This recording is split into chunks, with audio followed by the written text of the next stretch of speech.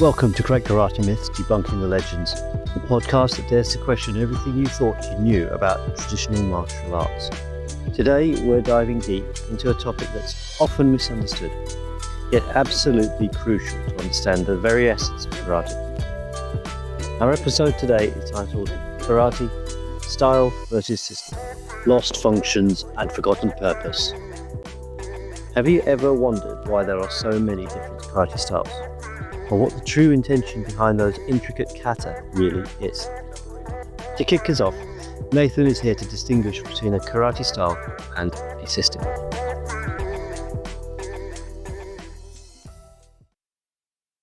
Well, I've tried in the past to distinguish between a karate style and a system. If we look at, the subject is koryu. Koryu is a system. It can be seen as a style because most karate groups are identified as styles, but koryu is different in the sense that it's the three kata that comprise the training are fused into a system, an integrated system.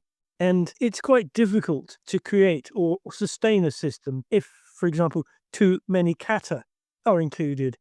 And metaphorically, one becomes unable to see the wood for the trees, so to speak. And techniques designed to be used reflexively become unnecessarily duplicated.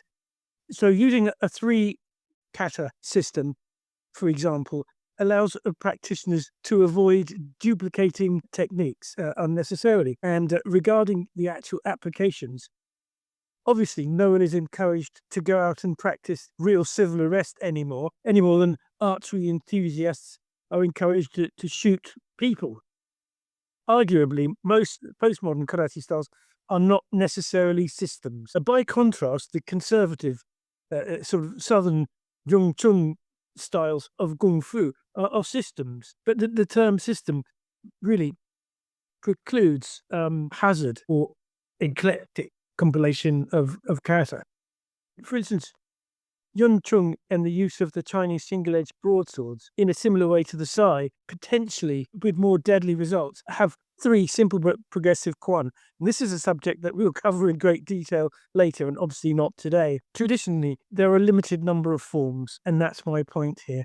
And if we contrast Yun Chung's three quan or three forms, and its a set of wooden mandrills, with 50 plus quan, for example, of modern Tang Lang or Tonglong praying mantis Kung Fu, that originally only had one form, one quan, and include here karate styles that teach anywhere from 12 to 50 kata. And these don't necessarily constitute systems. They are rather collections of kata. I'll just quote briefly Nagamine Shoshi, who said in his Tales of Okinawan Great Masters, this is what he said. I first became convinced that shurite also evolved from Chinese boxing, native to Fujian province. Consider the principles of Chinese boxing being haphazardly introduced to limited areas, subjected to socio-cultural circumstances, unlike that of any other time and place, and cultivated by men of different insight. And it was in fact later the case that the foundations for the new eclectic karate traditions that haphazardly amassed many and often unrelated kata caused all of the confusion that we now have. So I would say that an accumulation of 50 kata, other than for research purposes, is to miss the point. One should dig a small hole, go very deep. That's my preamble. And one of the reasons that styles exist is because they're built around the people that collected the kata.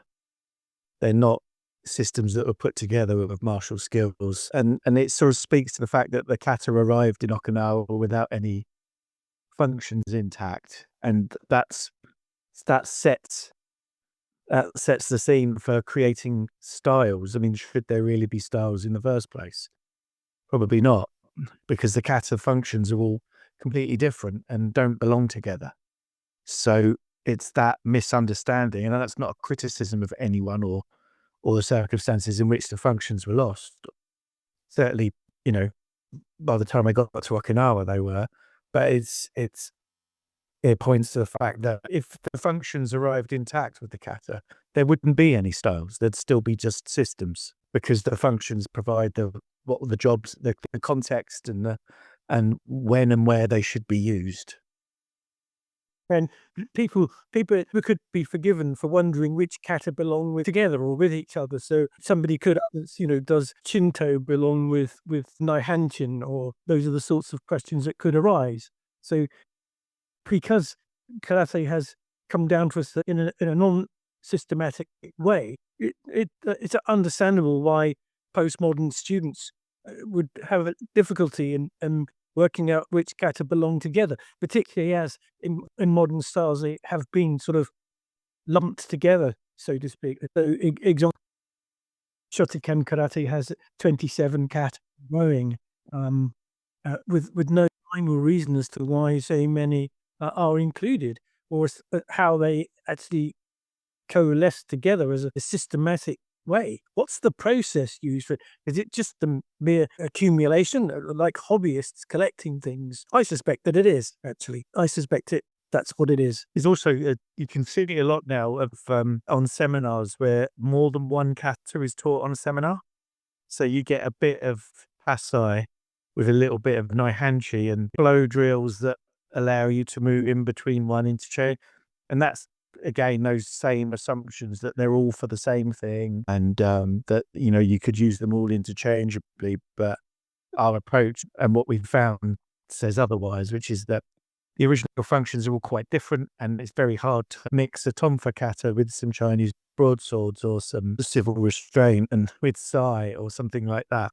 So they don't belong together, and once those original functions are restored, it's hard to justify why you would practice them all together, or to even name a style from a collection like that. Yes, indeed. Such an approach leads to something in the postmodern period that I've referred to in the past as the could be theory. The thinking and the statements are, here could be this. Here was and so we can, as you say, we take snippets. We take a bit from Pasai, and it looks like this. So we'll do that, and then we'll join that with a movement from Kushenku or Chinto or Naihanshin, and because it could be this or it could be that, and who are these people, by the way, who are so dogmatic that claim that they seem to? Naihanshin does, for example, even though we spent lifetimes on the subject. But the point I'm making is it's the could be this or could be that, in which this sort of mix and match. So something that might look like a headlock is depicted as such, but the movements that led up to that in the kata and the movements that follow it in the sequence of the kata are not explained, not contextualized, and not joined together, and not given any proper context whatsoever. And this is what I label the could be theory. An example of that that's quite famous is from Itosu with the creation of the Pinan katas. So you have all of these forms arrive and bits and pieces as well, and with no functions or explanations for them, and they've kind of repurposed and remashed into the Pinan, the 5 Pinan katas, which he taught without any applications. And there's so many theories about what they're for. But yeah, that kind of fits into that could be. These bits and pieces all could go together in this different way, and they could be and they can't. You can't take Shinto and mix it with Kusanku, and you can't mix Kusanku with any of the other, with Seisan. They don't belong together, and they don't mix together well, which is, it could be argued, and we'll probably talk about the Pinans in much more depth later on, but they're a mess. And that's what you end up with if you don't have any functions intact, and you make kind of sweeping assumptions about the forms themselves. And there's lots of questions with a kata as well to be answered. But you need to be able to explain the sequence, and you need to be able to explain why are there more techniques in the right hand than the left. Why are some techniques repeated more? Or why, there are lots and lots of questions about that more, are important to answer and not just ignore. So yeah. Do you think this has come about because function has been confused with technique? Because we talk about function and overall Yeah. function. What is the function? And then within those functions, there are techniques. Yeah. Yeah. I mean, we spoke Right. about that last time with Yeah. when I talked about the striking, but the kicks and the strikes from Kusanku don't exist outside the overall function, which is to disarm a polearm. And yeah, so I think you'll see techniques as such, but if you don't know what the underlying function is of it, what was the intended purpose of collecting techniques together in that particular order, in that particular way, you're just kind of wandering around blind, really. But what's happened in that is that it's become a free for all, where anyone can say, well, it could be for this, it could be like Nathan's just said, could be. And that's become a response to not understanding the original functions or not even attempting to have a go at finding them out. And I've heard a lot from lots of people that say, particularly on forums, when that used to be popular 20 years ago, that the functions are lost. And so we can never know what the forms really were for and things like that. But I think that's a really crap excuse to not bother. And so we've lost it. It's like if you found a book with an ancient language in, you wouldn't go, well, I can't read that, so I'm just going to make up the meaning and turn it into whatever I want it to be. You have a go, don't you? And people do. They work hard at it, and then it's the same thing. It's a language of movement, and there are lots of embodied aspects that can really help to unravel the context and function preserved in those kata. Yeah, it's really a search for that Rosetta Stone, isn't it? Yeah.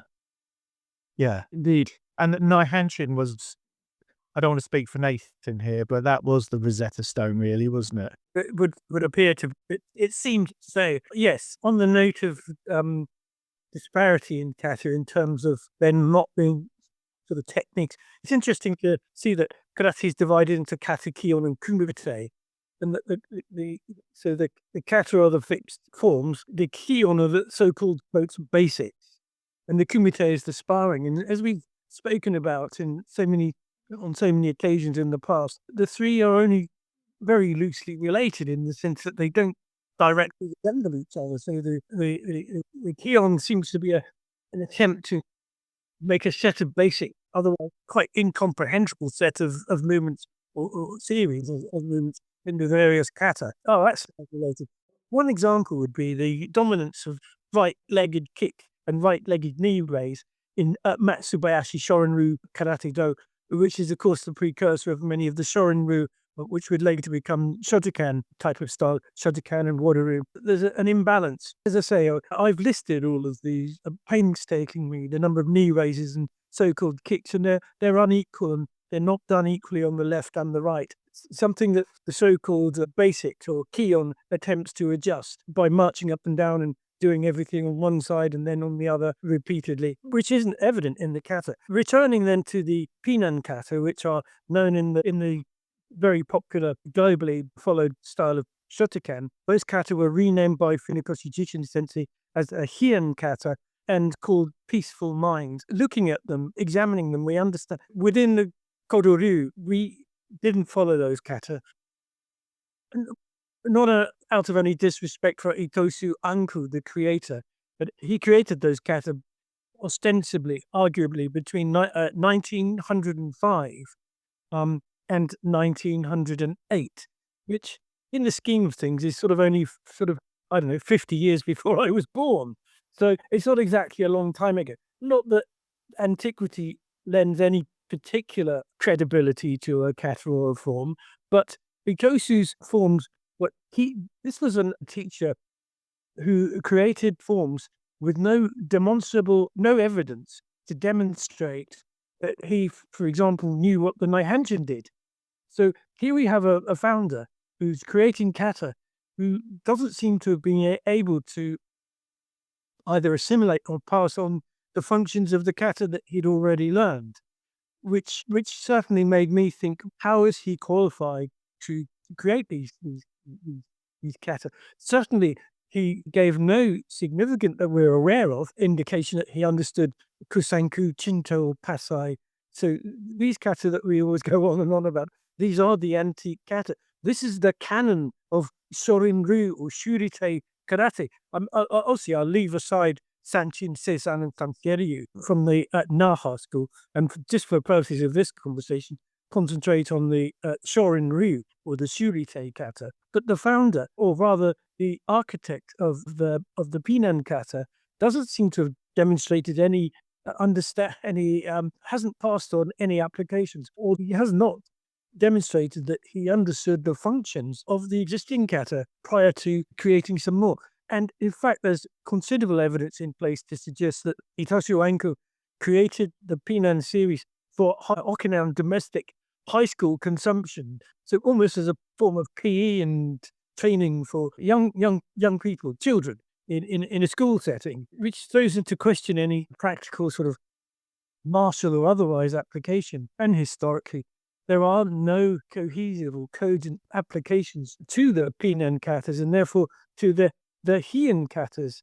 So I just reiterate, we chose not to follow these kata simply because they were constructed by somebody who does not seem to have been able to have demonstrated a full understanding of the applications of the existing kata, namely Naihanshin, Kusanku, Chinto, and Pasai. Those antique forms were created with something in mind, and there was an original intention for those physical manuals to be put together. As Nathan's just pointed out, there's no evidence that there was any intention for those collections of those kata to serve any particular function. There's no reports of detailed explanations for the Pinan forms at all. Indeed, and some researchers in the past, and this took place in the 80s and 90s, particularly in the 90s, tried to suggest that the Pinans were from an older series originated in China, the Chanans. So I can't find anything to substantiate that there, and there's no evidence for the Chanans or the Pinans anywhere in China. That I haven't travelled the whole of China. Quite frankly, it'd be an impossible task. But there's no documentary evidence or otherwise of the so-called Chanans. The whole Pinan/Heian kata series originates with Itosu. We know this historically. We know this from the records. We know this from the writings of karate luminaries and greats such as Nagamine Shoshin and others. Itosu is the creator of the Pinan kata. And we don't follow those within Kodoru for the reasons I already gave. Just while I remember, on the note of Nagamine Shoshin, in the last episode, I made an error. I do apologize to everyone when I was citing the chief instructor of the Japan Karate Association, the former chief instructor, Nakayama Masatoshi, and I referred to him as Nagamine Shoshin. I do apologize for that. I made a mistake. So it was Nakayama Masatoshi was the former chief instructor of the Japan Karate Association, and Nagamine Shoshin Sensei was actually the founder of Matsubayashi Shorin-ryu Karate Do. Just for clarity. Just following on, just another quick point on the Pinan kata. In as we're in that by now, that the Pinan kata sort of seem to start the trend of kata being created and modified heavily. And by the time Kichin Funakoshi brings karate to mainland Japan, he creates the Tenno kata with his son, which is a better representation of karate basics. The Pinan katas are a pretty poor representation of what became Kihon in karate, and there was no representation of that in kata. So that Kichin Funakoshi creates Tenno kata, and I believe there was an intention to make 2 more of that type of kata, and he also created the Taikoku katas to represent as representations of the Kihon. So there's kata being created and modified heavily, and still, but by the time the Tenno kata is created, it's closer to an intended function. They needed a representation of the Kion, and then the Ippon Kumite, the Sanbon Kumite, and the Gohon Kumite were the applied Tenno Kata. So at least the Tenno Kata had an intention, and it had an application and an interactive training practice that came with it, whereas the Pinans just don't quite cut it. Absolutely. It is the case. It is the case that the Funakoshi Jichin Sensei and Yoshitaka Jigo, to use his other name, Waka Sensei, the young sensei, they promoted the whole idea of basic karate through a series that the Tenno Kata was, which is not really followed by mainstream schools any longer.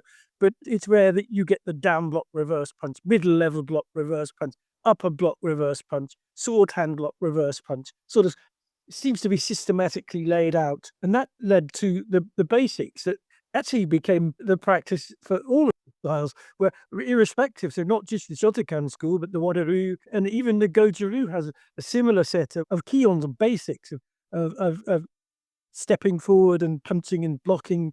That is just ubiquitous within karate. Yeah, all styles do it. Strangely, Kung Fu never really did that. It has of late. So a lot of modern approaches to Chinese Kung Fu now take that same approach that was in fact created by Funakoshi Jichin Sensei. Now, I just want to give a timeline for this, because what we're seeing is, so Funakoshi Jichin Sensei introduced karate to Japan in 1921. So this is sort of the time when, so this is just shortly before my father was born. So within my lifetime, these are not the annals of history. This is not the deep, dark, distant past. And the Tenno Kata wasn't finalized until it was being put into place in the 20s and 30s. And when my parents were born, and my grandparents were thriving and alive. This is a relatively modern, it's not postmodern, but it's a modern training. And not in any way it cannot be considered as, in my view anyway, as an quotes authentic kata. It's really a Kion kata, and later the name Kion kata was used to describe the Taikyoku series, which the great karateka Henry Pli, the Frenchman who really took karate to Europe. He was very much a European pioneer of karate and a man very passionate about karate. Wrote a rather interesting and a book I always enjoyed, Karate Beginner to Black Belts, and the old black and white photographs, and very, very interesting book. But he took, at his own expense, and engaged a number of Japanese karate experts to increase his own knowledge and spread his love and passion for karate throughout France and Europe. Well, he spoke of 6 Taikyoku kata. I can't find any other sources for those 6, but I'll take his word for it. Most karate groups, certainly of the Shotokan persuasion, only practice the first one, which they call Kion kata, which is Taikyoku Shodan. But I believe there were 6. And this is an example of the ever-expanding repertoire of karate as it grew. So from the Itosu's creation of the Pinan, and Funakoshi Jichin Sensei's modification of the antique kata, and by the time we get to the 1936 publication by Funakoshi Jichin Sensei of Karate Do Kyohan, actually we'd seen it before in Do Naomon in 21, 22, but by 36, we can see heavily modified versions of the classical antique kata that still were, I would say, carefully here, were more conscientiously, carefully preserved in, for instance, the Matsubayashi Ryu of Nagamine Shoshin and others. The kata changed quite considerably in their Shotokan format. So we see a big change in the antique kata in their presentation, very little in the way of functions or applications. And then we see the addition of 5 Pinan kata from Itosu Anku and 6 Taikyoku kata. So we've got at least another 12 kata being added, plus the key kata, the antique kata, being heavily modified. It's no wonder that the karate got a bit untidy in the sense that the purpose and meaning of the kata, the applications, were even further from being displayed or understood, as the material just expanded and expanded. Then, of course, the addition of kicking, of an inordinate number of kicking techniques. It's interesting. I remember asking some very senior karate, where the roundhouse kick, the mawashi yuki, where that actually occurred in the kata. The roundhouse kick, the turning kick, exists not in any of the original kata. And in fact, one very senior Shotokan master, I think it was Kanazawa Sensei, actually, as far as I recall, put a roundhouse kick in one of the kata. I forget which one, but none of the back turning kick, spinning kicks, and none of those were in the kata. Of course, they came to prominence. We all remember. No, we don't all. It depends on one's age. But I can remember those kicks really coming to prominence with the 1972 film starring Bruce Lee, Enter the Dragon, which we all devoured. We've never seen anything like it, and all these amazing acrobatic spinning kicks, which everybody wanted to. Everyone was interested, and of course they weren't in the kata. Particularly when you look at a kata like in the Naha series, the Sanshin, the Seizan, the Sanseiryu. There's no back turning kick. There's no round kick. Act. No kick at all. There are. I think in the not. I think I know in the Seisan and Sanseiryu there are elementary front kicks, which I think Tom would be able to explain very well, but they are basic. I mean, I can too. They are basically, they're kicks used in conjunction with the weapon. But none of those the kicks were in the kata. Suddenly they became very prominent in karate. Without wishing to be rude, and I don't mean to be intensely rude, the kicks in karate were very good for business. Very good for business. They attracted audiences. They were great in demonstrations. For people in non-Chinese or Japanese cultures, this whole idea of kicking was something completely new and different. If you were raised in the West on a staple diet of boxing and wrestling, and maybe certainly by the 70s some judo, then see these kicks that they were impressive. As youngsters, we all wanted to do, and we did all do them. We were leaping around, and I think very, very popular was the flying side kick, Tori Yokogeri, side jumping flying side kick, something like that. They were very, very, and the scissor kick really made popular by the character. It was John Saxon. The American actor, late American actor, and terrific. We had a lovely meeting with him at Seni in 2006. But he made the scissor kick popular as the character Roper in Enter the Dragon. So we were all busy doing cycle kicks and flying side kicks and trying our best to get back turning kicks. And of course that led to us all stretching out and doing box splits and doing everything we could to ease up our hip sockets, so we could produce these outrageous kicks. It was a lot of fun, but nothing to do with the kata and nothing to do with the actual tradition. That was my background. When I first did Laogar, it was all that. Flying kicks, spinning kicks, and lots of stretching exercises. Did loads of that. But could you do? I could, yeah, I could do them. I could do box splits. I could do all of that because I was quite supple. Trouble is, it wasn't very effective when you come up against in sparring to someone who's about 15 stone. And no. So good for show, but as you say, not good for your hips and your joints. I think all of that stuff speaks to it's style, isn't it? Because style can kind of wander off in any direction it wants to. With the Shotokan, the Tenno Kata and the Ippon, Sanbon, Gohon, Kumites is leaning back into being system again, and sparring takes it back into style. a tussle there between the two. But when the functions of I know we go on and on and on about the original functions, but when they're intact, you can't really wander off into style. You kind of bound by the function, and that kind of that's what the practice is. And style is quite recreational as well. It's when karate's become recreational as opposed to being those kata being part of someone's job or role in society, whether it be military or civil or whatever. That's a very different approach when you would have to do that as your job, as opposed to, learning to do a spinning kick is recreational because there's no, you don't ever need it ever, unless you choose to engage in that way. But having been at a concert in the 80s and seeing a huge fight kick off, I can assure you nobody used spinning kicks. They didn't. It was just horrible. Yeah. That's quite staggering of the Pinan carters.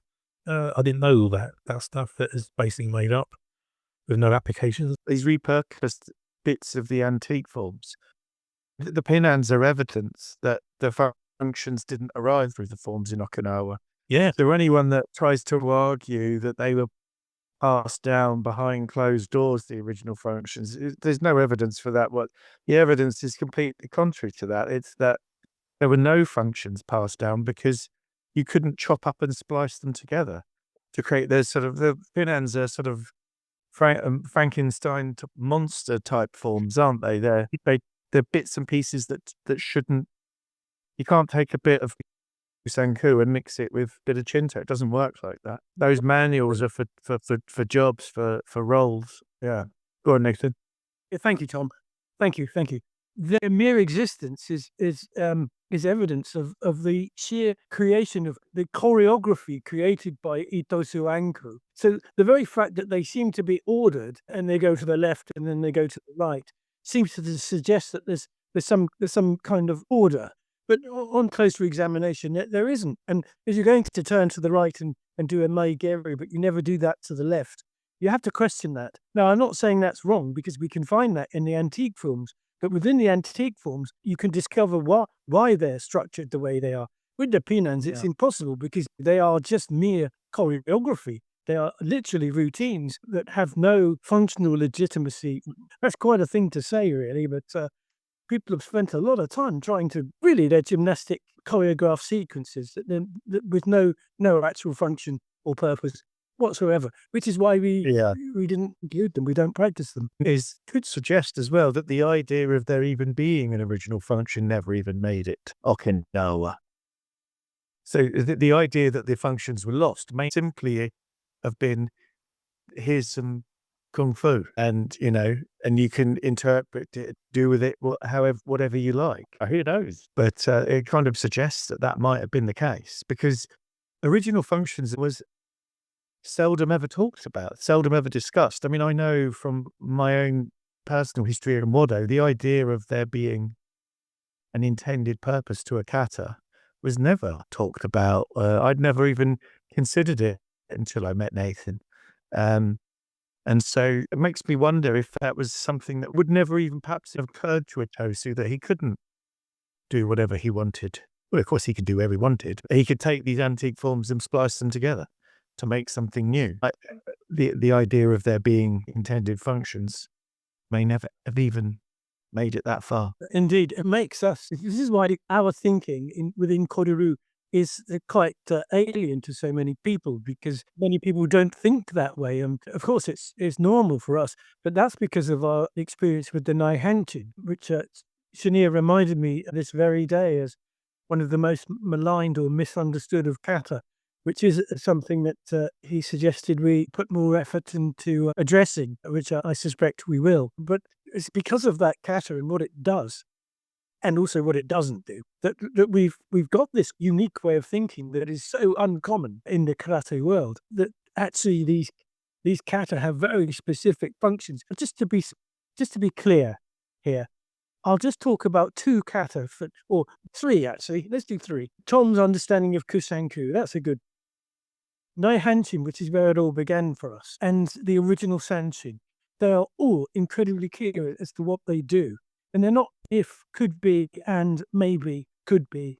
Not at all. They are very, very specific in their intentions and their functions and the mechanical procedures, exactly what they're about and what the creators purposed. And that way of thinking is so unusual simply because the accepted norm for karate kata is it can be this, it can be that, as I said earlier, and you can interpret it. What people do, just their interpretation. How can individuals claim they've got the right version, the truth? That's nonsense. Well, it isn't nonsense, because I can't speak to the proper applications of the Pinan kata, as I've made clear, because there aren't any, because they weren't made by someone that used the same formula or used the same way of thinking or working as the creators of the antique kata, not in the same category at all. The creator of the Pinans had no idea, as I've said earlier. I could be upset people by saying, who does Johnson think he is, saying that I do say that I can't find any evidence that Mr. Itosu or Itosu Sensei knew what the antique kata did. If he did, he wouldn't have needed to create the Pinan kata. It would have been unnecessary. It wouldn't have been necessary. And he certainly wouldn't have chopped and changed bits. You can't blend a bit of a tonfa kata with a bit of a movement to take a bow staff away from someone, or a movement to retain your own bow staff. You wouldn't fuse all of those together in a series of 5 kata that actually seem to have a chronological order, but they don't. What they have are choreographed sequences that people can learn and remember as mnemonic devices, but they're not constructed on the same. They appear to be on the same pattern as the antique kata, but I will say emphatically they are not. And there's absolutely no Chinese prototype, because you can see that the Pinans are spliced together from other antique forms. And now that the functions of those forms are kind of becoming unraveled, you can see that there's no way that there was a prototype. And if there was, it's nonsense. If there was a prototype in China, it's that someone else has spliced together those antique forms without knowing what the function was. But there's no evidence whatsoever. They're pick and mix forms. And Itosu, as Nathan's already discussed, has lived recently enough for that if there was an original function intended, he certainly didn't tell anyone. And if you're going to say that if someone was to argue that the Pinans are, had an original function or an effective method or a system, the burden of proof is on them. They're going to have to explain why Naihanji, Kusanku, Chinto, and more have been spliced together in that way. They're going to have to speak to that and evidence it, because the evidence is against it forms being anything more than, as Nathan already described, as gymnastic routines for the school system in Okinawa. Yeah, and one of the ways that this has been perpetuated, the style of karate rather than a system. So if we look at the Weichi series, Sanchin, Seisan, Sanseru, that's a system. If we look at Yung Chung, commonly called Wing Chun, I'm not going to worry about pronunciations because I'm not a native Cantonese speaker. If we look at Wing Chun, that's a system. Karate, difficult.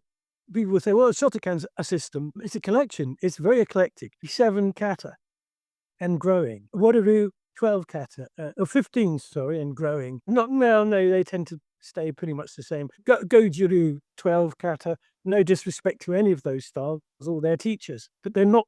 They purport to be systems, but that's questionable. What generally happens with the presentation of kata is stylistic. So Shotokan will do the kata in deep stances. Wadaru will do the much higher, lighter and quicker stances. And those become what are seen as allegedly the stylistic nuances of those styles. So Wadaru is considered to be lighter and faster and more evasive, and Shotokan is heavy and Goju-ryu is very strong and deep and powerful. Yeah, pretty much at the end of the day, when you look at the kata, the way they obfuscate, cover up things is to just do the kata very fast or very hard, or to emphasize different things in different places. This is where you get the, which we'll cover in future episodes, the famous kime. If you look at the Shotokai practice of the late Harada Mitsusuki sensei, personally I found him very influential. He influenced me quite profoundly when I was young. He was graded to Godan, 5th dan, directly by Funakoshi Jichin sensei. But he was really basically, in part, a student of Igami Shigeru. And Igami Shigeru created a whole new soft kind of karate, flexible and flowing, which I suspect was quite profoundly influenced by Mishiba Morio's Aikido. Again, this is all early stuff. I think Rishiba Sensei demonstrated Aikido originally in a department store in Tokyo in, I think, as late as 1936. But Harada Sensei's soft Shotokai had no kime, no focus, so there was no tensing at the end of a technique, which I think most conventional karate styles would not find suitable, wouldn't agree with. So we have this thing called kime, which is the tension at the end of a technique, which is part and parcel of mainstream karate, particularly in basics practice and in kata practice. Though you don't really tend to see it so much in sparring. which is always a lot more fluid and doesn't have quite as much of that. But the tension, the focus, the tensing of the muscles at the end of a technique in karate is unique to that type of martial art. You don't find it, for instance, in boxing or wrestling or jiu-jitsu or judo. You do find it in some kung fu systems, notably the so-called hard styles.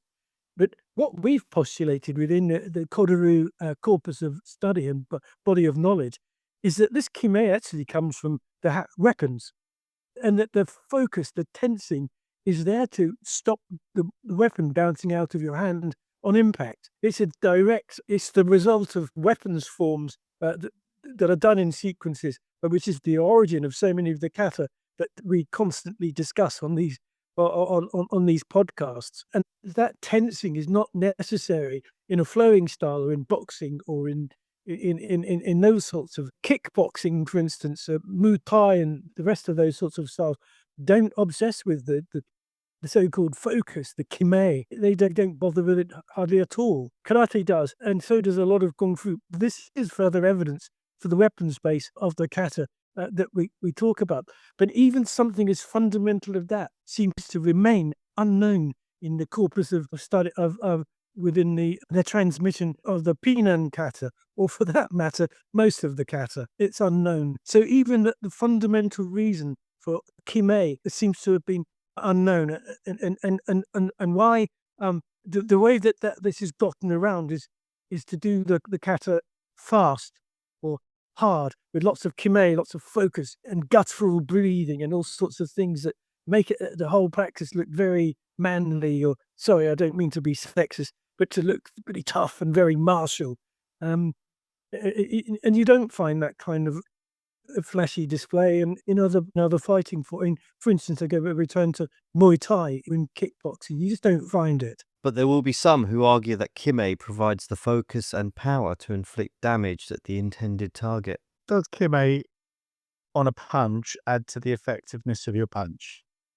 Or is it throwing your body weight through your arm and fist as deeply into the target as you can, what makes a punch effective? And you do need to grip tightly on the weapons. So you do need that kime moment, because you can't grip the weapon tightly as hard as you can all the time. Otherwise, you're not going to be able to move very well.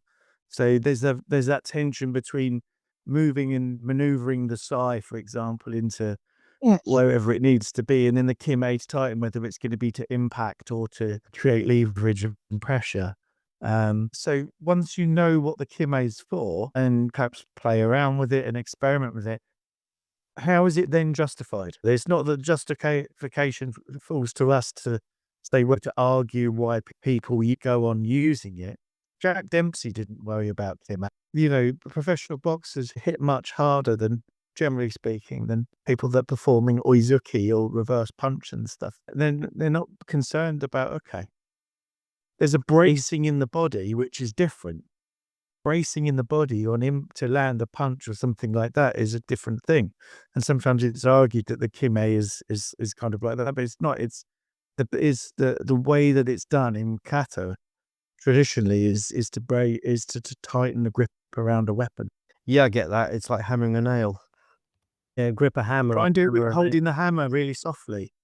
Yeah. I can remember watching a guy preparing for a ABA area bout on the punch bag. And he's a big guy practicing hooking combinations on it, and he did not do any kime. And every single punch he threw buckled that bag, and it was a full length bag.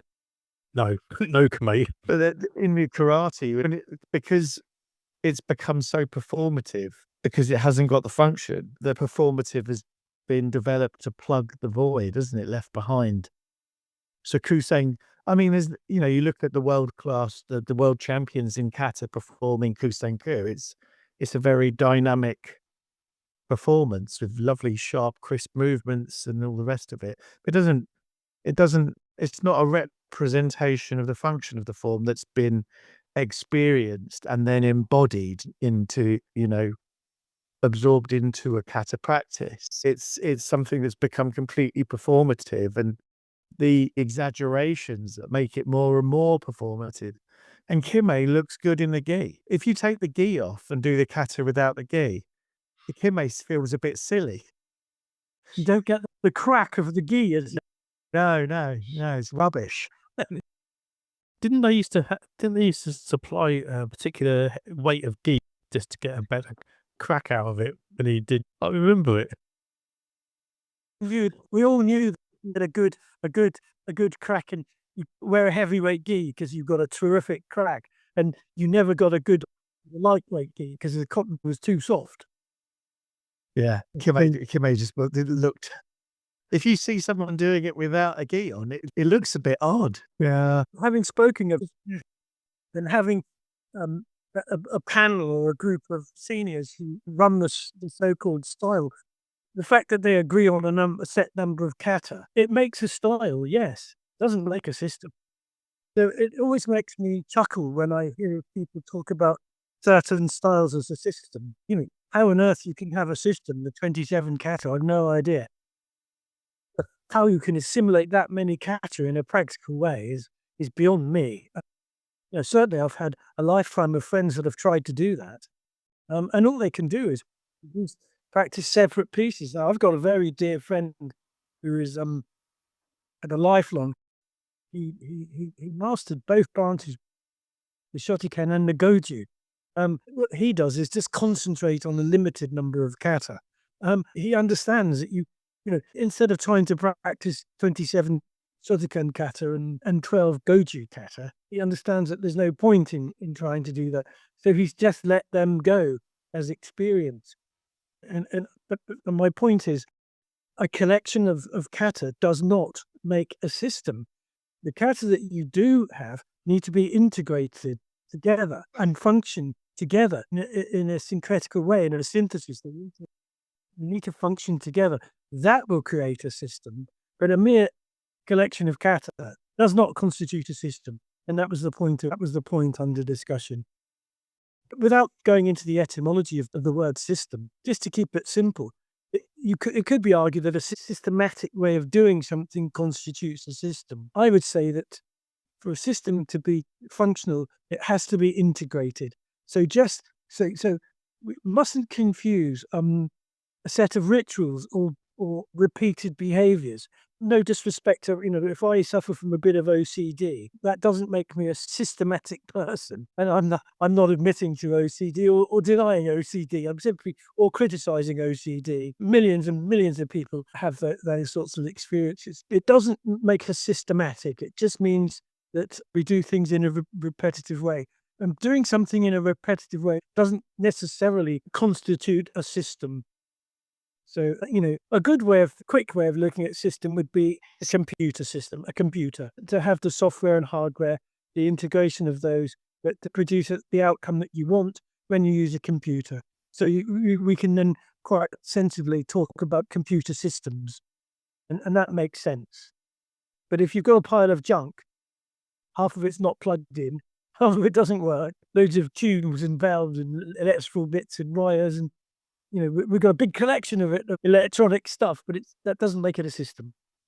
And it doesn't make it functional. And that brings us to the end of another enlightening episode of Great Karate Myths Debunking the Legends.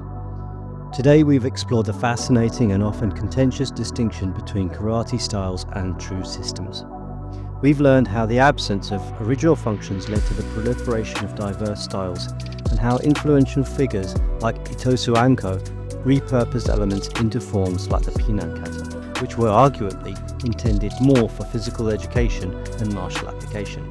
We've also touched on the evolution of techniques, including the relatively modern introduction of kicks like the roundhouse, and questioned the performative aspects of practices like kime, suggesting its origins lie in weapon-based forms.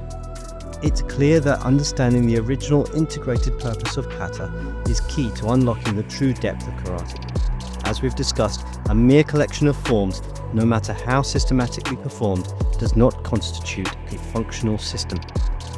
Thank you for joining us on this journey of discovery. If you enjoyed this episode, please subscribe, rate and review Great Karate Myths Debunking Legends on Spotify or wherever you listen to your podcasts. The support helps us continue to explore and challenge the narratives of martial arts history. Join us next time. as we continue to debunk the legends and uncover the truth behind the techniques. Until then, keep questioning, keep learning, and keep training with purpose.